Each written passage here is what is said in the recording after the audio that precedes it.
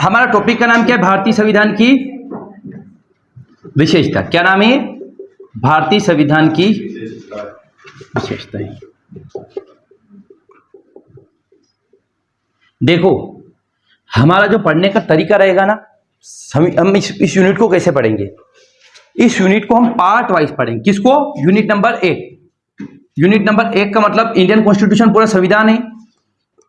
इस संविधान को हम किस भाग से पढ़ेंगे पता है? पहले तो हमने क्या पढ़ लिया कि संविधान सभा। पहले हमने क्या पढ़ा? इसका संविधान का इतिहास पढ़ा कि भारत का संविधान कैसे कैसे बना, है ना। उसके बाद हमने संविधान सभा के बारे में पढ़ा, संविधान सभा के बारे में पढ़ा। उसके बाद हम क्या देखेंगे? हम संविधान की विशेषता देख लेंगे। उसके बाद हम देखेंगे कि भारतीय संविधान की मूल चीजें क्या है, मूल ढांचा, बेसिक स्ट्रक्चर। तो मूल ढांचा देख लेंगे, मूल ढांचा देखेंगे। और हम शुरू कर देंगे क्या? प्रस्तावना पढ़ेंगे। फिर प्रीएम्बल ऑफ द कॉन्स्टिट्यूशन। क्या पढ़ेंगे? प्रस्तावना। अब ये हमारे शुरुआत के 3-4 टॉपिक रहेंगे। फिर हम पार्ट शुरू करेंगे, पार्ट 1, 2, 3 से। भाग 1 में क्या आएगा? राज्यों का संघ होगा। तो भारत का राज्य कैसा है, भारत के राज्यों का एकीकरण कैसे हुआ, रियासतों को कैसे मिलाया गया। फिर भाग 2 में नागरिकता पढ़ेंगे। फिर भाग 3 में मौलिक अधिकार पढ़ेंगे। फिर भाग 4 में नीति निर्देशक तत्व पढ़ेंगे। हम भाग वाइज पढ़ेंगे जो आपके सिलेबस में वो। एक तो हम पढ़े टॉपिक लिख रखा वो, लेकिन हम पार्ट वाइज पढ़ेंगे ना, हमें क्लियरिटी रहेगी कि हम क्या पढ़ रहे हैं। और मैं आपको बताता जाऊंगा कि देखो ये यहां से है, ये यहां से है ना। तो अब हमारा टॉपिक का नाम क्या है? भारतीय संविधान की विशेषताएं। लिखेंगे आप नंबर 1, पॉइंट नंबर 1 लिखे, विश्व का सबसे लंबा व लिखित। अभी क्वेश्चन है ना, भारत का संविधान विश्व का सबसे बृहत्तर संविधान है, इसको समझाइए। यही पॉइंट लिखे, विश्व का सबसे लंबा व लिखित संविधान, world largest and written constitution, world largest and written constitution. तो पहला पॉइंट क्या लिखे आप? विश्व का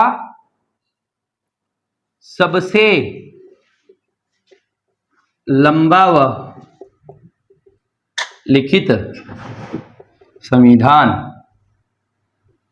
world largest and written constitution. ठीक है, अब हम लिखेंगे इसमें क्या? अब इसको समझाने का एक मात्र लाइन लिखना है, 2 नंबर में आए तो 25 भाग, 12 अनुसूचियां,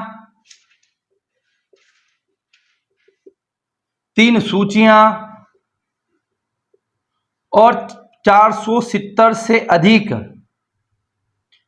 अनुच्छेद। बस ये अगर इतने आर्गुमेंट दे दिया आपने, मान के चलो आपका हो गया काम कंप्लीट, है ना। 2 नंबर में 12 अनुसूचियां हैं, 25 भाग हैं, 3 अनुसूचियां हैं और 470 से अधिक आर्टिकल हैं। अब मुझे बताओ कि मूल संविधान में कितने आर्टिकल थे? कितनी है? और मूल संविधान में कितने भाग थे? 22। वर्तमान में कितने हैं? 25। और मूल संविधान में कितनी सूचियां थी? 3। वर्तमान में कितनी है? 3। आर्टिकल 395 थे, वर्तमान में 465। मूल आर्टिकल 395 उनका एक्सटेंड हो चुका है ना। ठीक है, ये अब ये विश्व का सबसे लंबा और लिखित संविधान क्यों, इसके पीछे हम समझेंगे। तो इसके पीछे लिखो, विश्व का सबसे लंबा और लिखित संविधान का कारण क्या है, हम इसको क्यों बोलते हैं विश्व का सबसे लंबा और लिखित संविधान। तो नंबर 1, भारत क्या है? भारत में विविधता में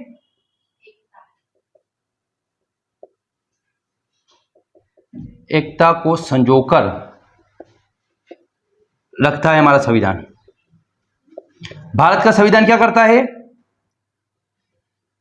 अलग अलग धर्म, अलग अलग जातियां, अलग अलग वर्ग, अलग अलग लिंग रहते, उस सबको क्या करता है? भारत का संविधान सबको अधिकार देता है, सबको वैल्यू देता है। तो क्या है?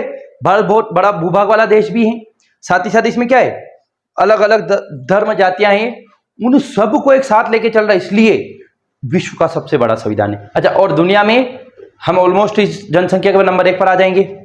जनसंख्या भी ज्यादा है, इतनी जनसंख्या को लेकर एक कागज की बात मान रही पूरी दुनिया, मतलब पूरा भारत, बहुत बड़ी बात है। इसलिए भारत का संविधान विश्व का सबसे लंबा और संविधान होने का पहला कारण ये, अलग अलग जाति, धर्म और वर्ग के लोग संजो कर रखता है, संजो कर रखता है।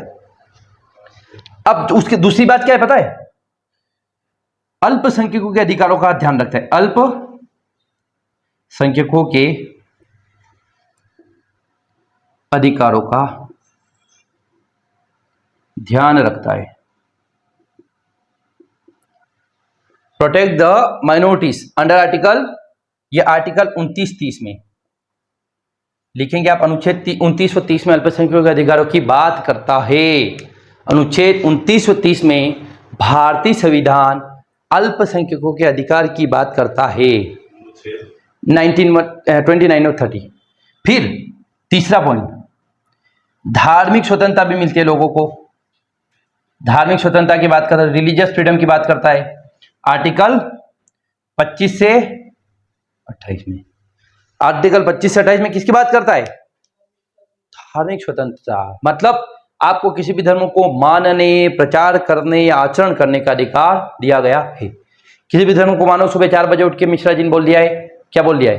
क्या आप बेलपत्र चढ़ाएंगे भोलेनाथ के, बिना पढ़ाई करे तो आप परीक्षा में पास हो जाओगे, टॉपर बन जाओगे। उनका खुद का बच्चा 8वीं फेल हो गया, बात अलग है, ठीक बेलपत्र चढ़ाएंगे फिर भी। नहीं सुना आपने? अखबार में आया था।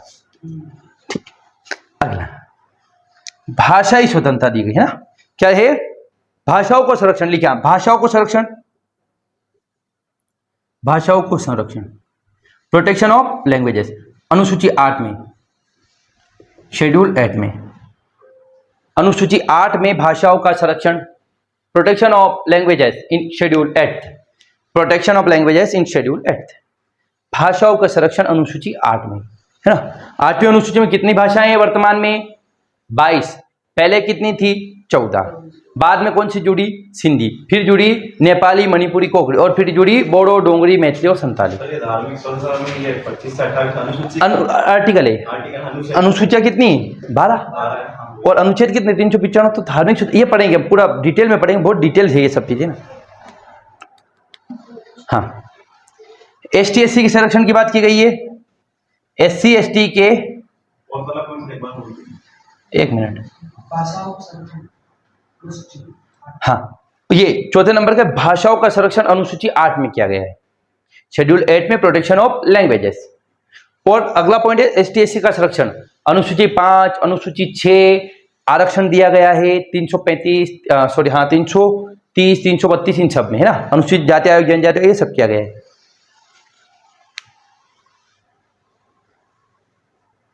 अच्छा, दुनिया का सबसे बड़ा संविधान इसलिए क्योंकि अमेरिका में क्या पता है, उसका देश का संविधान अलग है, राज्यों का संविधान अलग है, लेकिन भारत का संविधान एक संविधान है बस, है ना। भारत में एकल संविधान है, जो भारत के साथ साथ राज्यों का भी है। तो लिखिए, है ना, एकल संविधान। एकल संविधान बहुत बड़ी बात है। एकल संविधान, इतने बड़े देश के लिए केवल एक कागज को मानना बहुत बड़ी बात है ना।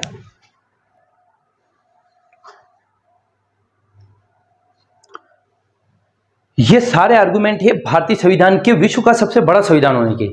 अब यहां से केवल 2 नंबर में क्वेश्चन आया हुआ है, 7 नंबर में अधिकतम आ गया कि भारतीय संविधान को विश्व का सबसे बड़ा संविधान है, इसको समझाइए।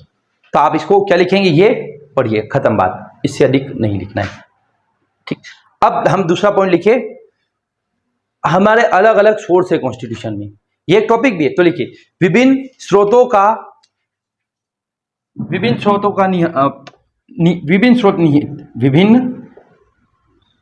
स्रोत मतलब sources, various sources available in Indian constitution. निहित, विभिन्न स्रोत निहित है भारतीय संविधान में, अलग अलग स्रोत का है इसमें, है ना, मिश्रण है। तो नंबर 1 लिखिए, सबसे बड़ा हमने क्या किस संविधान से लिया है? जब हम देखेंगे ना कि भारत का संविधान बना, तब हमने भारत, पहले अंग्रेज थे हमारे यहाँ पर, अंग्रेज जो व्यवस्था चला रहे थे उसका नाम था भारत शासन अधिनियम 1935। हमारे यहाँ पर अंग्रेजों के संविधान का नाम क्या था? गवर्नमेंट ऑफ इंडिया 1935, आखिरी वाला। उसमें से अधिकांश चीजें हमने ले ली, बहुत सारी चीजें। क्यों? क्योंकि देखो, एक नई व्यवस्था में जाना बहुत अलग चीज है, पुरानी व्यवस्था को आगे कंटिन्यू करना क्या है, अच्छी बात है। तो देखें आप, भारत शासन अधिनियम 1935। नंबर 1 पहला सोर्स क्या है? Government of India act 1935। एक बार क्वेश्चन आ गया था, निम्न भारत में कितने अधिनियम आए? तो भारत शासन अधिनियम 1935, 1909 और 1919 थी। भारत शासन अधिनियम 1909, ये गवर्नमेंट ऑफ इंडिया एक्ट 3 आए थे, 1909, 1919 और 1935। है ना। हाँ, भारत शासन अधिनियम 1935, गवर्नमेंट ऑफ इंडिया एक्ट 1935, इसको हिंदी में लिखो अपने तो भारत शासन अधिनियम 1935, है ना। ये भारत शासन अधिनियम 1935 क्या था? अंग्रेजों का भारत पर शासन करने का संविधान था, अंग्रेजों का कॉन्स्टिट्यूशन था। अब अंग्रेज जब जा रहे तो इसमें से हमने अधिकांश चीजें ले ली। हमारे आर्टिकल कितने? 395, तो 395 से लगभग 250 तो यहां से ले लिया हमने, 250 आर्टिकल यहां से लिए, more than 250 article borrow from the government of India act 1935। अब लिखे यहां, हमने यहां से लिया पहला प्रोविजन, क्या लिया? संघीय व्यवस्था। ये क्वेश्चन 50 बार आया हुआ है। फेडरल सिस्टम, संघीय व्यवस्था का मतलब एक संघ होगा, राज्य होगी और ऐसा काम चलेगा। संघीय व्यवस्था, फेडरल सिस्टम। क्वेश्चन आया था कि भारत में संघीय व्यवस्था का प्रावधान किस देश के संविधान से लिया गया? तो भारत शासन अधिनियम 1935, है ना। दूसरा लिखिए, न्यायपालिका का ढांचा। न्यायपालिका का ढांचा,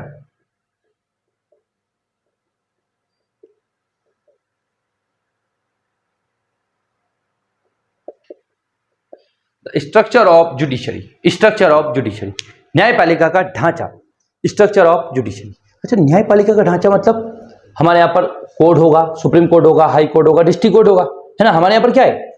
ऐसा सिस्टम है ना, एकीकृत न्यायपालिका है ना। अच्छा, भारत में न्यायपालिका की शुरुआत कब से होती है?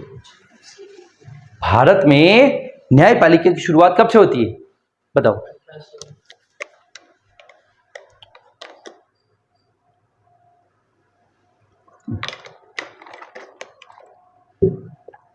भारत में पहली बार कोर्ट कब बना?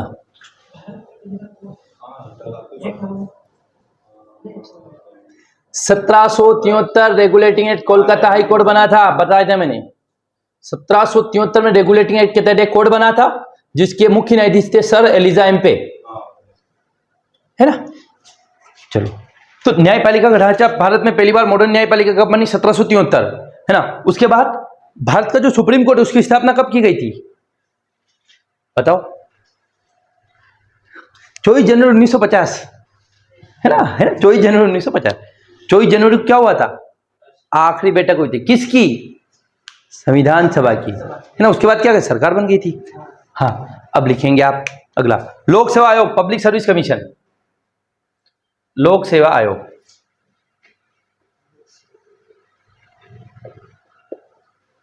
पब्लिक सर्विस का। लोक सेवा आयोग में क्या क्या होता है? यूपीएससी और एमपीपीएससी।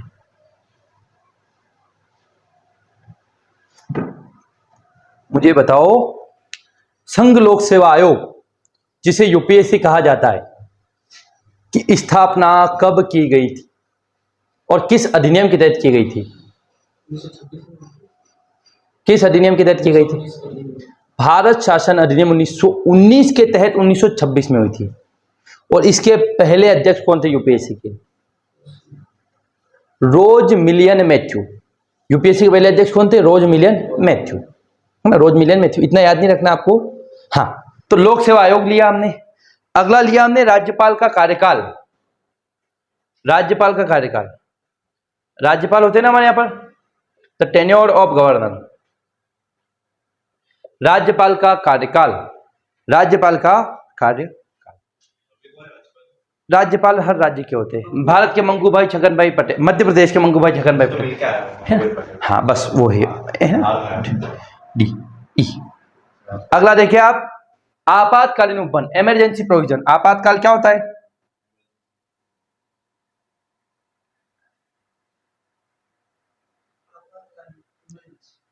इमरजेंसी प्रोविजन मतलब आपातकाल लग जा रहा, युद्ध हो गया, कोरोना वायरस आ गया, तो उस समय में क्या होगा देश में?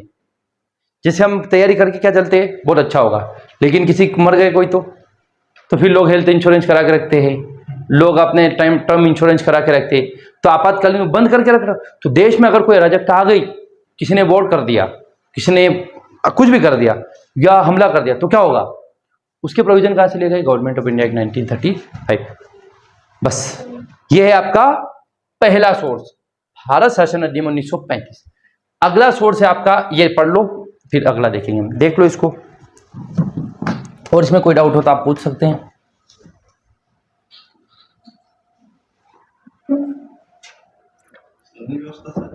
ये संघ मतलब केंद्र सरकार होगी और राज्य सरकार होगी, सेंट्रल गवर्नमेंट और स्टेट गवर्नमेंट। कोई भी डाउट हो तो इसमें पूछे आप। हम कितना भी धीरे पढ़ेंगे, कितनी बातें करेंगे, लेकिन सिलेबस आपका पूरा कराएंगे बहुत जल्दी, ये बता दूं मैं आपको। रो बहुत बातें करते हैं, मुझे पता है कितनी बात करना है, कितना सिलेबस कराना है, वो इतना समय हो गया पढ़ाते पढ़ाते हमें हो, है ना। तो आपके मन में ये नहीं लाना और यार ये तो कोई नहीं बात करेगा, 4 लाइन पढ़ा रहा है मतलब नहीं उसका, हम बात करके भी 25 लाइन पढ़ा रहे हैं उसका मतलब है। 8 दिन आपका कोर्स पूरा कर देंगे हम, खत्म बात। पर इसमें तैयारी में सीखोगे ना, वो भी सिखाना है मुझे, क्या आप गलतियां ना करो, अच्छा सीखे ना, इसलिए मैं इतने बताता हूँ आपको चीजें। हाँ, इसमें ली तो बहुत सारी है, पर जो इंपॉर्टेंट वो लिखी। क्वेश्चन आ गया कि देखो, एक ऐसा क्वेश्चन आ सकता है कि भारतीय संविधान पर सर्वाधिक प्रभाव किसका है, तो भारत शासन अधिनियम 1935। बताइए, भारत शासन अधिनियम 1935 से भारतीय संविधान में क्या क्या लिया गया है। 2 नंबर में आ गया तो आप 2-3 पॉइंट लिख दें। 7 नंबर में अगर तो इसको लिख सकते हैं आप, है ना। इसको एक्सप्लेन करना पड़ेगा वो आपको, है ना, वो धीरे धीरे आइडिया आने लगेगा आपको अपने हिसाब से। हाँ, उसको थोड़ी लीजिए। जैसे आप 12वीं में लिखते हो, जैसे आप BA में, सेम ऐसा कैसा यहाँ लिखना है, कुछ एक्स्ट्रा दिमाग नहीं लगाना है, कुछ एक्स्ट्रा दिमाग नहीं लगाना है, बस वो का वही। हाँ, कॉलेज में हम फेंक सकते हैं, यहाँ फेंकना नहीं, यहाँ जो है वही लिखना है एग्जैक्टली, जो है ना, मतलब भारत शासन अधिनियम में तो भारत शासन अधिनियम के बारे में ही लिखना है वहाँ तो। उसकी स्थापना कब हुई और उसमें, हाँ, बेसिक बिल्कुल लिख सकते हैं आप। लेकिन जनरली क्या होता है, हम कॉलेज में तो गाना भी लिख के आ जाए, कुछ भी लिख दो चलेगा। उज्जैन यूनिवर्सिटी में एक बच्चा पकड़ा, मतलब बच्चा ना मोबाइल लेके गया था अंदर, तो उसको तो बाहर निकाल दिया और फिर उसकी जगह है ना, मतलब जैसे कि अगले टाइम जब अभी वापस एग्जाम हुई तब ना क्या कहते हैं, किसी और की सीट पे किसी और को बिठा दिया, मतलब देखा था न्यूज में। तो एक बच्चे ने कंप्लेन करी थी उसके ऊपर। मेरे को सारे पता नहीं है, 2 बजे से आपको सुनना काम करता हूं आपको। हां, तो यार तो मेरा किसी को, हां बेटा क्या होता है, ऑब्जेक्टिव आ रहा है तो बस वाह। तो जोशी सर का कॉलेज में वो भी कर रहे हैं, म्यूजिक महाविद्यालय मंदसौर में भी है, संगीत में भी है, वहां पे अंदर सर है, देखो एक है राहुल करके, राहुल व्यास ऐसा कुछ है, ब्राह्मण है वो असिस्टेंट प्रोफेसर में पास हो गए म्यूजिक से, JRF भी उनका। ग्वालियर में थे वो, स्कूल में या कहीं थे, कॉलेज है ना, मानसिंह तोमर संगीत महाविद्यालय। क्वेश्चन आता है इसका। चलिए, तो हम क्या देखें कि गवर्नमेंट ऑफ इंडिया एक्ट 1935 से क्या लिया। अब दूसरा पॉइंट लिखे, 1928 की नेहरू रिपोर्ट, 1935 की नेहरू रिपोर्ट। क्या लिखेंगे आप, 1928 की नेहरू रिपोर्ट, है ना। नेहरू जी है ना, कौन नेहरू जी, मोतीलाल नेहरू, जवाहरलाल नेहरू के पप्पा, है ना। तो दूसरा पॉइंट लिखे, किसमें, विभिन्न स्रोतों का निहित में, 1928 की Nehru report, the report of 1935, Nehru report of 1935। ठीक, इसमें क्या लिया हमने, है ना।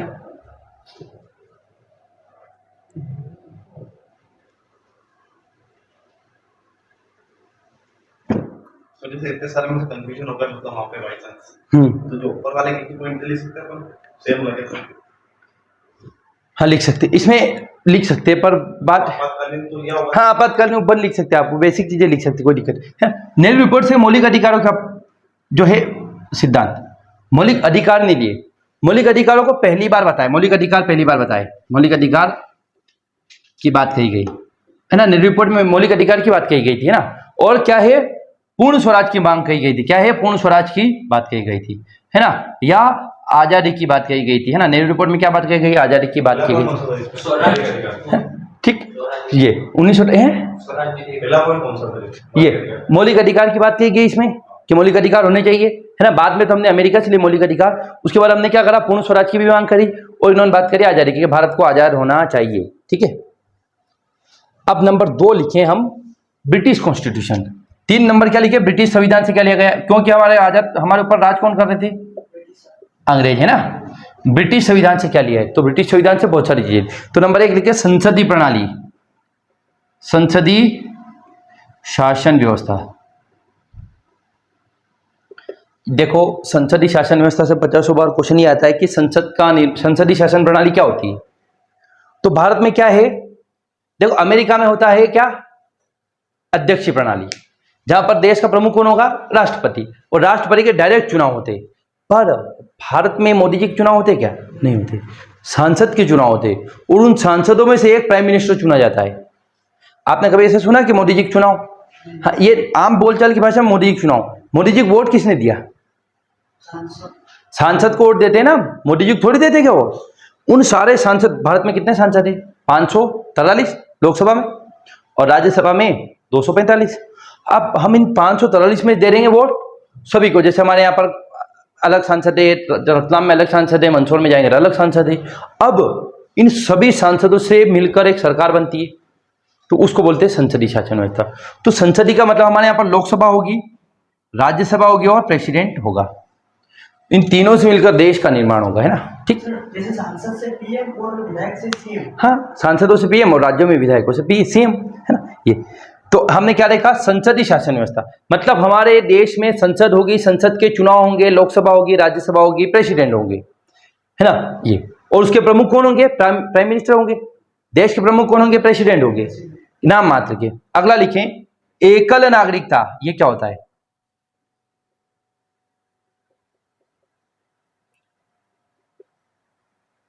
एकल नागरिकता का मतलब ये होता है, इसके दो प्रकार की नागरिकता होती है।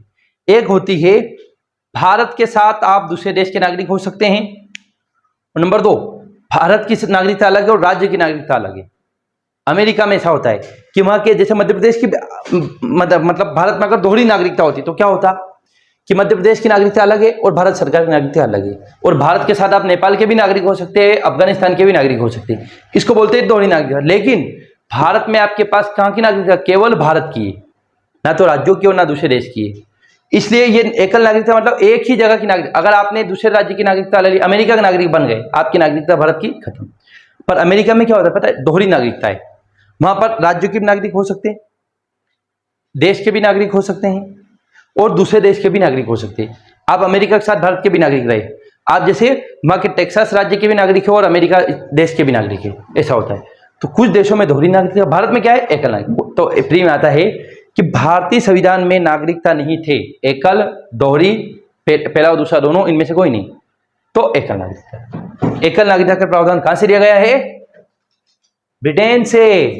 दोहरी नागरिकता किस देश में है, अमेरिका, स्विट्जरलैंड, न्यूजीलैंड, इन देशों में, ठीक। अगला लिखिए, विधि का शासन, वेरी वेरी मोस्ट आईएमपी। हाँ, ये तो ब्रिटिश संविधान से ही। हाँ, ये ब्रिटिश संविधान तो है, ये नहीं, तीसरा point, rule of law, rule of law, विधि का शासन।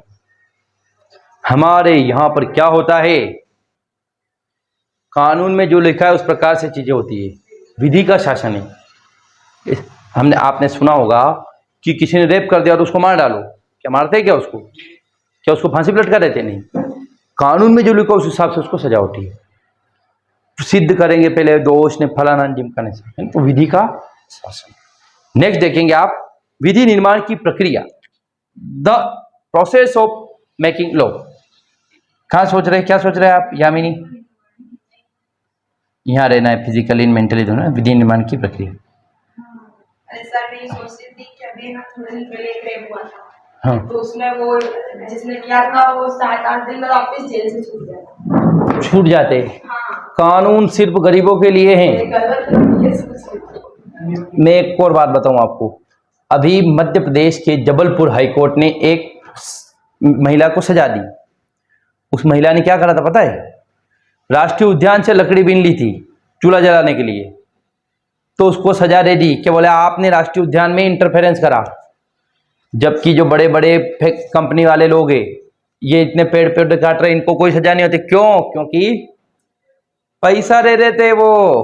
भारत में कानून किसके लिए हैं, हाँ, पैसा बोलता है, ना बाप बड़ा ना भैया, सबसे बड़ा रुपया, पिक्चर थी एक ये।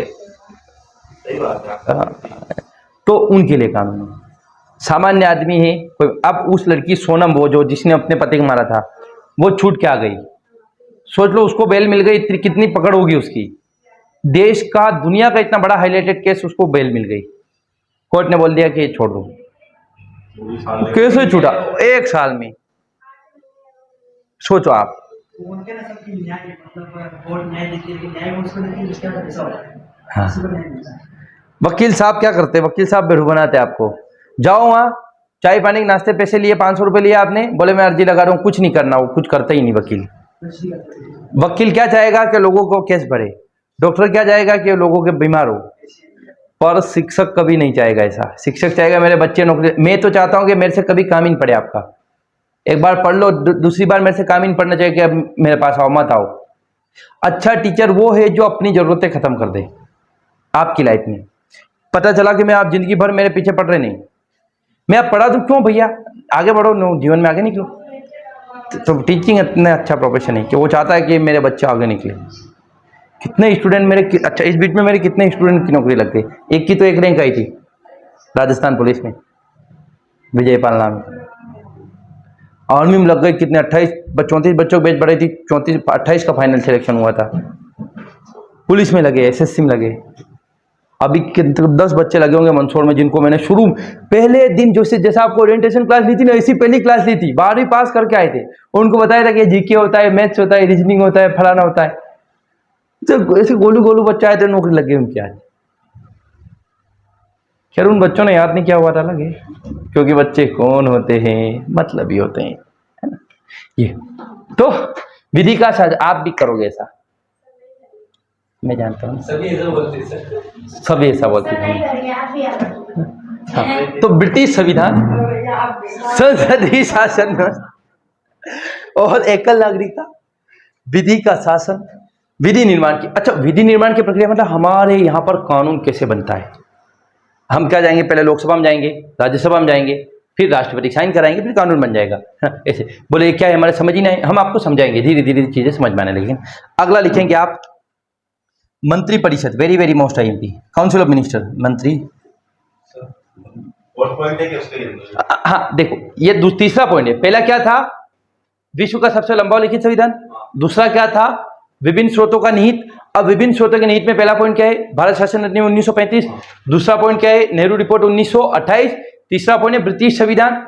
अब ब्रिटिश संविधान में से क्या क्या लिया गया ये देख रहे हैं, पॉइंट नंबर 3 का सेक्शन नंबर 5, ठीक है, 3 का 5वां पॉइंट, ठीक। अच्छा, मंत्रिपरिषद मतलब क्या होता है, सरकार के करीबी लोग, या सरकार ही बोल सकते हैं उनको, मोदी जी, अमित शाह, राजनाथ सिंह, ये मंत्रिपरिषद होती है।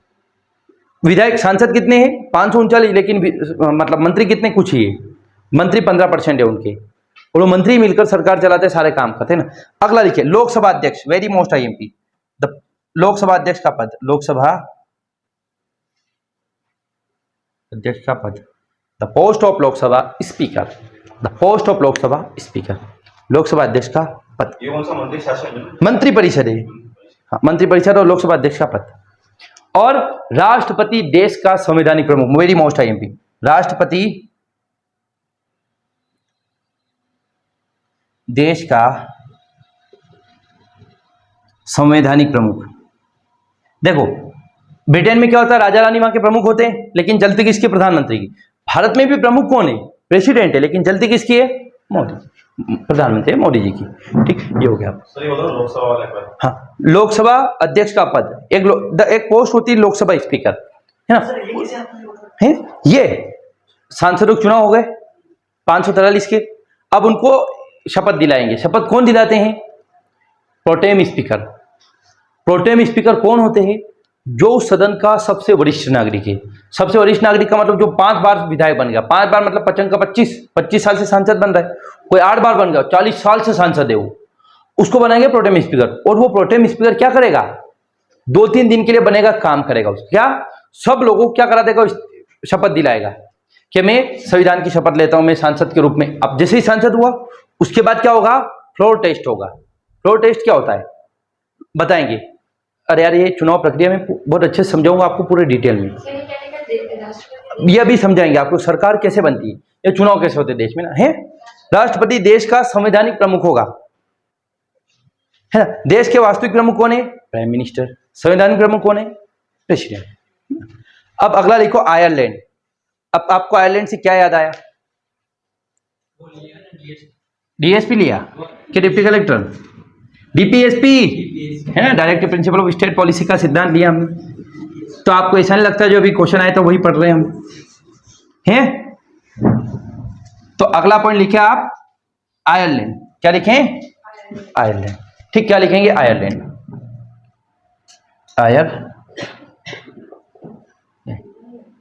आयरलैंड से पहला लिया आपका राज्य के नीति निदेशक तत्व। राज्य के नीति निदेशक तत्व, directive principle of state policy.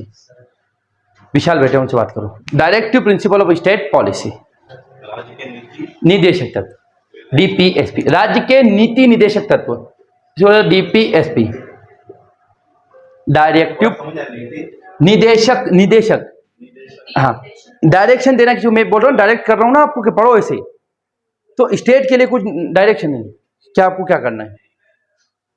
राज्य के नीति निदेशक तत्व। अब एक बार क्वेश्चन ये आ सकता है कि आयरलैंड ने किससे लिए? भारत ने आयरलैंड से लिए, आयरलैंड ने किससे लिए? तो आयरलैंड ने इनको लिया था स्पेन से। आयरलैंड ने किससे लिए? स्पेन से। भारत ने किससे लिया? आयरलैंड से। आयरलैंड ने किससे लिए? स्पेन से।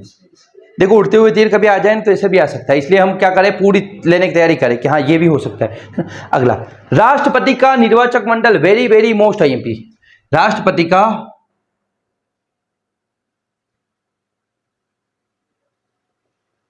निर्वाचक मंडल। मेरी बात सुनो, वो स्क्रिप्ट किसके पास है? कहाँ है? उनको लो। राष्ट्रपति का निर्वाचक मंडल, राष्ट्रपति का निर्वाचक मंडल, है ना। तो ये बताओ क्या किया था, मतलब वो आयरलैंड से स्पेन। डीपीएसपी। देखो, राज्य के नीति निदेशक तत्व तो भारत ने किससे लिए? आयरलैंड से। और आयरलैंड ने किससे लिए? स्पेन से। डीपीएसपी को लिया। डीपीएसपी का मतलब होता है सरकार के लिए कुछ डायरेक्शन। सरकार के डायरेक्शन है, मतलब मैं आपको डायरेक्शन देता हूं, आपको ये पढ़ना है, इसे सरकार को डायरेक्शन देते ही ये लिख रखा है कि सरकार को ये क्या क्या हम बताएंगे आपको, बहुत सारे नीति निदेशक तत्व। और तो अगला है राष्ट्रपति का निर्वाचक मंडल, इलेक्टोरल कॉलेज ऑफ प्रेसिडेंट। राष्ट्रपति का इलेक्टोरल कॉलेज है, इलेक्टोरल कॉलेज ऑफ प्रेसिडेंट। और अगला लिखिए राज्यसभा में मनोनयन। राज्यसभा में मनोनयन, नॉमिनेशन इन राज्यसभा। राज्यसभा में मनोनयन, कुछ लोगों को नॉमिनेट करते हैं प्रेसिडेंट कहां पे? राज्यसभा में। कितने लोगों को? 12 मेंबर को। कितने लोगों को? 12 को। 12 लोगों का मनोनयन किया जाता है कहां पे? राज्यसभा में। ये कौन होते हैं? ये संगीत के क्षेत्र के लोग हैं, ये शिक्षा के क्षेत्र के लोग हैं, ये साहित्य के क्षेत्र के लोग हैं। या तो बहुत बड़ा टीचर बन गया, बहुत बड़ा क्रिकेटर बन गया, बहुत बड़ा संगीतज्ञ है, तो उनको क्या बना देंगे? डायरेक्ट सांसद बना देंगे बिना चुनाव के। अच्छा, इससे क्या होता है? लोगों में मोटिवेशन आता है। और देखो, अब आप जो म्यूजिक वाला व्यक्ति, वो तो नेतागिरी तो करेगा नहीं, लेकिन म्यूजिक की बात को कौन रखेगा सभा में? तो म्यूजिक की बात के लिए म्यूजिक वाले व्यक्ति को ही रख दो। क्रिकेटर है, क्रिकेट की बात को सचिन से कोई अच्छा समझ पाएगा? तो सचिन को ही बोल दो, तो वो क्रिकेट के बारे में बात करे कि सरकार को क्या नीतियां बनानी चाहिए। कोई स्वास्थ्य व्यक्ति है, स्वास्थ्य वाला व्यक्ति, डॉक्टर, अब डॉक्टर जो जितना बेहतर स्वास्थ्य विभाग को बता पाएगा, इतना दूसरा नहीं बताएगा। मान के चलिए, अगर भारत सरकार चाहे कि हम अपने यहाँ पर मंत्री केवल एक्सपर्ट लोगों को रखेंगे, किसी को शिक्षा मंत्री बनाना टीचर है, उसको शिक्षा मंत्री बना दिया। स्वास्थ्य मंत्री बनाना डॉक्टर है, स्वास्थ्य मंत्री। लॉ मिनिस्टर बनाना वकील है, बहुत बड़ा लॉयर है, उसको बना दिया। संगीत मिनिस्टर बनाना है, या आपका संस्कृति मंत्री बनाना है, या कला मंत्री बनाना है, तो जो संगीत के क्षेत्र का होगा, जो कला के क्षेत्र का होगा। अगर ऐसे लोगों को एक्सपर्ट लोगों को लाएंगे, आप एक मान के चलिए, एक इन्होंने गाना गाया, मनीष ने गाना गाया और एक मैं गाना गाऊं, कौन अच्छा गाए? वो अच्छा गाएगी। क्यों? क्योंकि उनको रिहर्स कर रखा उन्होंने, कि उनको अच्छा गाना आता है। अब मैं गाऊंगा फटी आवाज, फटा स्पीकर जैसे फट जाता है, फड़ फड़ फड़, ऐसा बोलेंगे। अब मैं पढ़ा रहा हूँ, मनीष बोल रहा हूँ मैं पढ़ा हूँ, तो वो बोलेंगे वो म्यूजिक अच्छा कर सकते हो, LLB अच्छी कर सकते है ना। तो जो व्यक्ति अपने डोमेन का वही करे, इसलिए हम कुछ लोगों को हम कहा लाते डायरेक्ट सब, ताकि लोगों में मोटिवेशन रहे, लोगों का रिप्रेजेंटेशन रहे, इसलिए। ठीक, हाँ, बहुत सारे हैं। अभी सुधा मूर्ति जो बड़े समाज सेविका है, वो मतलब उनके पति क्या है, बहुत बड़े बिजनेसमैन है, तो उनको डायरेक्ट सचिन तेंदुलकर को लाए थे, है ना। और बहुत सारे एक्टर को लाते हैं, है ना। हाँ, नहीं, वो तो नॉमिनेटेड नहीं है, वो तो चुनाव लड़े थे। अब अगला देखिए आप, हाँ, तो आयरलैंड हो गया। नेक्स्ट लिखेंगे आप America, very very most America, USA, America, America, रूस, मलेशिया गाना है ना वो, तेरे बिन है। हाँ, पहला है प्रस्तावना, प्रियम्बल। क्या लिया गया है यहां से, अमेरिका से क्या लिया गया है, प्रस्तावना। दूसरा लिया गया है मौलिक अधिकार, मौलिक कर्तव्य नहीं लिए गए, मौलिक कर्तव्य तो यूएसएसआर से लिए गए। मौलिक अधिकार, मौलिक अधिकार। मेरा मन तो ये था कि मैं आपको एक बार पूरी बेसिक पॉलिटी पढ़ाऊं, उसके बाद हम ये चालू करें, और डायरेक्ट क्या करें। अरे वो पढ़ाएंगे, फिर एक बार पढ़ा देंगे आपको, 15 दिन में पढ़ा देंगे। तो एक बार बेसिक पढ़ लो ना, फिर ये समझो आपको मजा आ जाएगा, है ना। हाँ, तो प्रस्तावना, मौलिक अधिकार, फंडामेंटल राइट, फंडामेंटल राइट, है ना। और अगला लिखिए आप स्वतंत्र न्यायपालिका, इंडिपेंडेंट जुडिशरी। देखो, भारत शासन अधिनियम 1935 में क्या लिया था हमने, न्यायपालिका का सिद्धांत, लेकिन जुडिशरी स्वतंत्र होगी, सरकार का दबाव नहीं रहेगा। वो कहां से लिया, अमेरिका से। तो स्वतंत्र न्यायपालिका,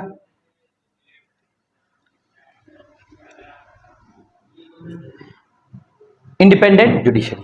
अगला लिखिए 4, राष्ट्रपति का निर्वाचन, हटाने की प्रक्रिया, राष्ट्रपति को हटाने की प्रक्रिया।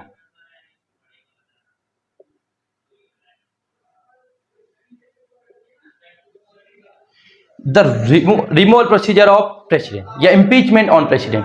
महाभियोग को बोला जाता है इम्पीचमेंट। क्या बोला जाता है, इम्पीचमेंट। देखो, मैं आपसे एक थोड़ी सी रिक्वेस्ट ये कर रहा हूं, भले आप हिंदी माध्यम के हो, अंग्रेजी माध्यम के हो, उर्दू माध्यम के हो, आपको किसी भी सब्जेक्ट के टेक्निकल टर्म इंग्लिश में आने चाहिए। कोई भी सब्जेक्ट पढ़ो आप, भले आप जियोग्राफी पढ़ रहे हो, भले आप सोशियोलॉजी पढ़ रहे हो, भले आप पॉलिटिकल साइंस पढ़ रहे हो, भले हिस्ट्री पढ़, जो टेक्निकल टर्म है वो तो इंग्लिश में आनी चाहिए। क्यों? क्योंकि हिंदी और इंग्लिश दोनों आनी चाहिए आपको। आप सोच लो मैं तो हिंदी कहूँ, बिल्कुल हिंदी बोलूँगा, नहीं चलेगा। अंग्रेजी के बेसिक चीज़ें तो आनी चाहिए। तो जैसे महाभियोग आ गया, इसको इम्पीचमेंट इंग्लिश में आना चाहिए आपको, कि महाभियोग को इम्पीचमेंट बोला जाता है। बोलो कैसे आएगा, धीरे धीरे पढ़ोगे सब आ जाएगा। मैं शुद्ध रूप से गांव के स्कूल में पढ़ा, प्राइवेट में पढ़ा, फिर भी मैं इंग्लिश पढ़ा सकता हूँ, पढ़ सकता हूँ। और मेरी सारी एग्जाम में मैं इंग्लिश मीडियम में ही देता हूँ, हिंदी में मैं देता ही नहीं, सब इंग्लिश में, पूरा पेपर इंग्लिश में देखता हूँ। बोले इतना बड़ा स्टेटमेंट क्यों नहीं आया, एक झटके में समझ आ जाए, ये ऐसे नहीं आया। अच्छा, अब ये बताऊंगा मैं, एक और चीज बताऊंगा एक दिन आपको, कि मैंने गलतियों से सीखा क्या, और मैं एग्जाम कैसे पास हुआ। मैंने जब एक बार 31 नंबर आए, फिर 51 नंबर, उसके बाद मैं पास कैसे हो गया, वो बताऊंगा मैं कैसे हुआ।